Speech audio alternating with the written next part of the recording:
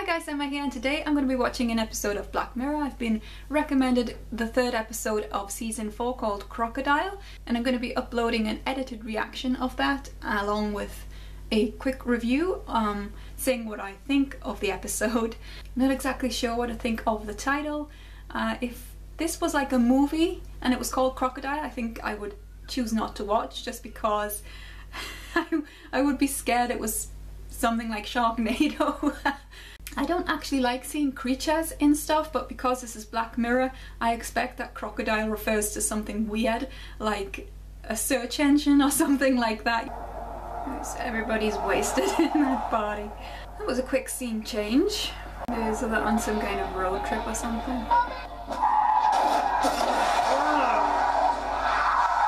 Like a deer or something. I don't want to see something dead. Oh my, I thought it was an animal. Oh my goodness. Oh my goodness. Oh man. So I'm guessing they both still have drugs in their system or drink from the party. I kind of understand the self-preservation thing that people have, you know. It's an instant sort of reaction when you want to protect yourself, but not that I'm condoning that, but I can understand it. Environmental challenges. It's hard to imagine a bright future. It's difficult for me. We can and we must. I'm kind of struggling with this accent. Is it Liverpudlian? Okay, so this is many years later. She's the same woman, like completely different in style. Your pizza is ready for collection. Oh my goodness. I wouldn't mind a pizza like that. So they both had a transformation, but she is obviously a lot more successful than him. Once you do something like that, I don't think it ever goes away. I'm surprised that in the 15 years they haven't already, or she hasn't already kind of looked the information up. Just... Oh, she did that on purpose. What is she doing? Oh my goodness. It's just like the hole gets deeper. Thinking about her son, I guess, but thinking about herself as well. But it would make you go insane, wouldn't it, if you were keeping something like that, trying to protect a secret of that degree. How often, you know, would you think about what you'd done to the guy on the road? And now how often is she going to be thinking about what she's done to her old friend, her boyfriend, ex-boyfriend? It would drive you completely insane. You wouldn't have a life. Your mind would just be in tatters. If you had a conscience, that is. I'm guessing that she does. She said that she felt guilt and shame all those 15 years. Cool, that would be a cool invention. If somebody could actually do that, because witness statements are so unreliable. The attractive girl could be another witness. You always get the feeling when you're watching Black Mirror that everything they show that are futuristic type designs, that they are within reach of us now, you know what I mean? The tension's building here because I get the feeling that she's gonna get caught, that this is all just gonna fall in on her like a mountain of bricks. And this woman seems really good at her job. I think she's gonna get what she wants to know and more. It's interesting that she doesn't have any sort of feminine compassion, empathy for this woman who was widowed by the cyclist that she killed. This woman who's been robbed of her whole life. What would they see in her memory bank? She's screwed now. I mean, I guess that what projects itself into that machine is not the exact memory, but like your interpretation of the memory. I guess that you could imagine it different ways every time, but I don't think she could block out a murder. Now, I read somewhere once that your mind interprets your imagination as being a real event, so if you think of yourself as like jogging or something, then your mind and body benefit from that in some strange way. Maybe she's successfully changed her memory. You know, all these things about false memories that we hear in the news. Just think mad things and it doesn't mean anything. Do you know what I mean? I was a bit scared that I thought she might be going after her. Please don't go, oh my goodness. She's gonna go after her, isn't she? She knows that she's seen something. At least I'm a girl.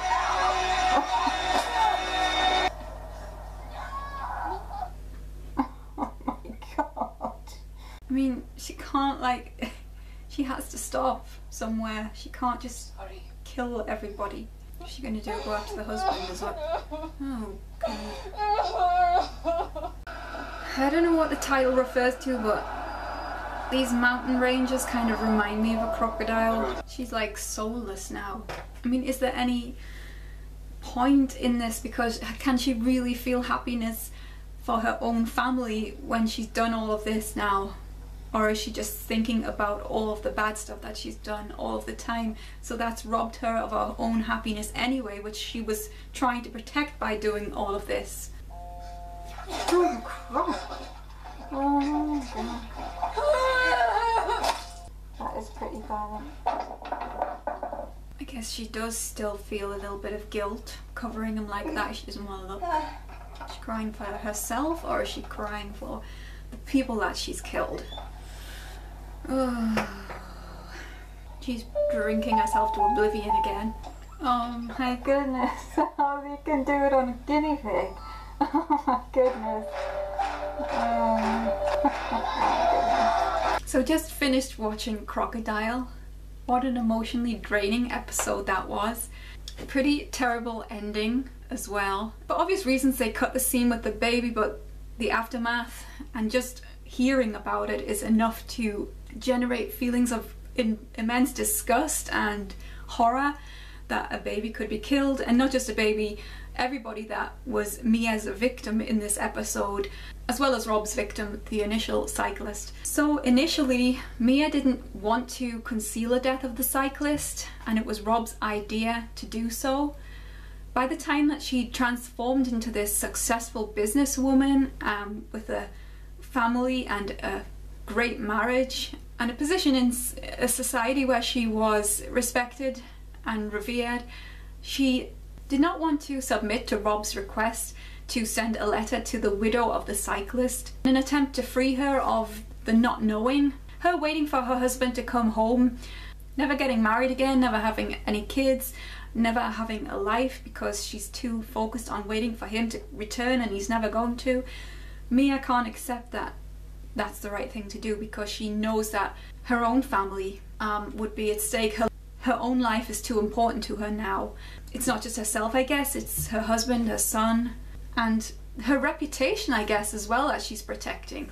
It did seem like in the hotel room when she attacked Rob that she did so pretty quickly, as if it wasn't a difficult decision for her to make to attack him, and it looked like she did it on purpose. She was just leaning into him, trying to force him over, trying to force him onto the ground. I think perhaps that after killing the cyclist and concealing his body like that, that she lost something. She lost that sense of this is okay and this is not okay. That barrier, I think, might have been eroded a little bit, and by the time that she was in that hotel room with Rob, the instinct to just hurt him, to end it, was a little bit stronger because of her past experience with the cyclist and how she dealt with that. And of course, once she killed Rob, then it was like a row of dominoes falling over. So is Mia the crocodile of this episode? Because the title is kind of ambiguous. I think that perhaps it refers to crocodile tears. That's what it makes me think of. Crocodile tears, obviously false tears that you pretend to shed and actually you're not feeling anything like sadness inside.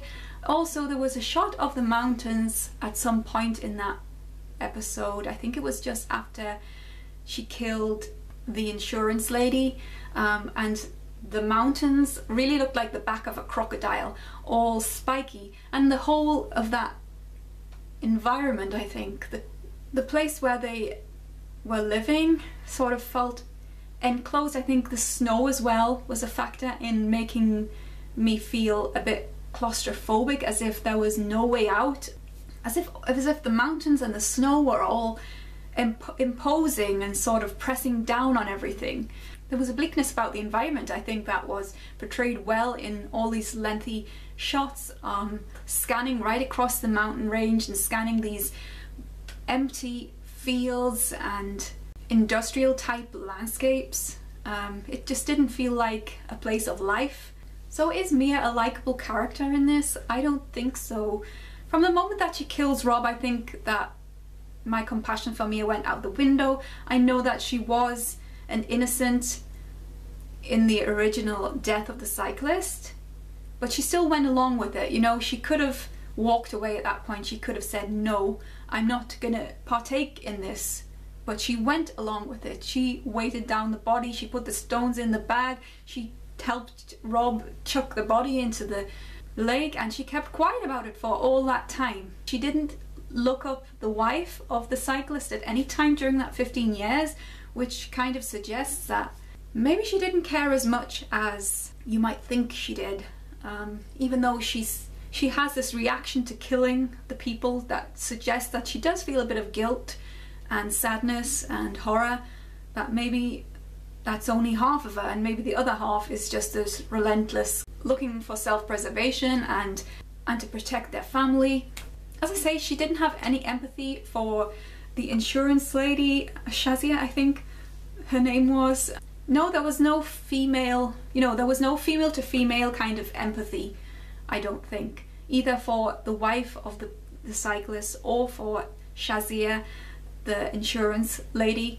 I kind of feel like Mia, the minute that she started trying to protect herself and her family, she was doomed anyway, because, as I say, I think if she really had this sensation of guilt about what she was doing, then she'd carry that forever, and it would impact on everything that she ever did with her son. She wouldn't ever be able to forget that she had killed all of these people. She would never be able to do that.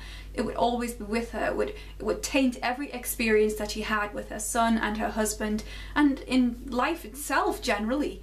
As she said to Rob initially about the cyclist, that she had carried this guilt with her and the shame for 15 years. I mean, that was an accident. So an intentional murder, I think the guilt and shame would be even more intense. And by the time she ends her murder spree, obviously she's gone to the length of killing a baby. Now that has to be the most depraved thing that you could ever do. And she's taken that step. And at that point, I think she probably has lost her mind in some way. She has lost her emotional mindset. When we see her at the end and she's at the son's concert, she looks like she is seeking comfort from her husband a little bit, but she doesn't look like she can find it. I don't think that she'll ever find it. I think she'll always be tormented. If she had the chance to go back and do things anew, I think she would make the same choices again. I think that was just in her to protect herself and protect her family like that, and to hell with anybody, to hell with who she hurts. You know, it's strange actually that Rob, even though when he turned up at the hotel he looked pretty rough, he looked like one of society's cast-offs, I guess. He accepted finally that he had made a mistake. He had been sober for 9 months, I think he said.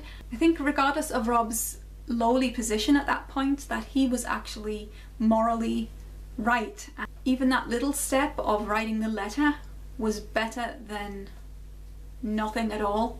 I always like to see what they imagine in terms of future technology in Black Mirror, and I really like this memory device. I don't know if we'll ever get there, because it is pretty intrusive, and I know that a lot of people would be very standoffish about that kind of technology. There are so many moments that you need to corroborate a witness's statement, and I think to have something like that would be absolutely amazing. And I think that we saw in this episode that the technology was not able to be fooled either, because Mia tried really hard to suppress those bad memories of killing Rob and killing the cyclist, and she was unable to. She couldn't help them coming out. They were there, they were always going to be there. And I thought the pizza van was pretty cool. I mean, lots of us in today's society, I think, are a bit antisocial. I think that's just how technology has developed, in that we don't want to deal with people a lot. So if there was an option for a pizza delivery van which was self-serving like that, I think that a lot of us would take it and would appreciate that option. I love the big twist at the end of the episode. The fact that they could access the memories of the guinea pig was amazing, because I like that animal life is valued in that way, and that they imply that, you know, animals are just as sentient or cognizant as human beings. For Mia to be defeated by a guinea pig, it's kind of ironic in a way that, you know, she thinks that she has concealed everything so well that she'd even gone to the extent of harming this baby, and the fact that the baby was blind as well was another kind of ironic thing, like fate spitting in the face of Mia, saying, hey, you didn't have to do this, you didn't have to take it that far, you've basically done it to yourself. It feels like there is some kind of dark energy at play, that it's like fate tempting you, I guess. It's like fate saying, these are your choices, which choices do you want to make?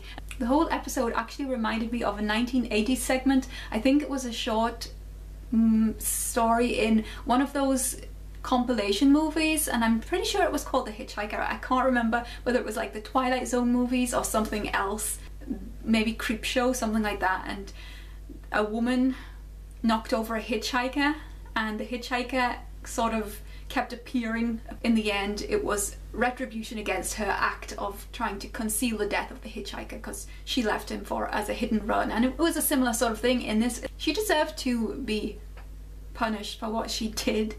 She definitely deserved to be punished for what she did, and at no point was I like thinking, well, I want her to get away with this just because she has a kid and a husband and a great life. So it was a good episode, I thought. Very much different to the last episode that I watched, which was USS Callister. Very different in tone from that. Let me know what you thought of the episode in the comments below. So next time I'm going to be watching Black Museum, because that episode has also been recommended as a good one. Thanks for watching today, and that's it. Bye!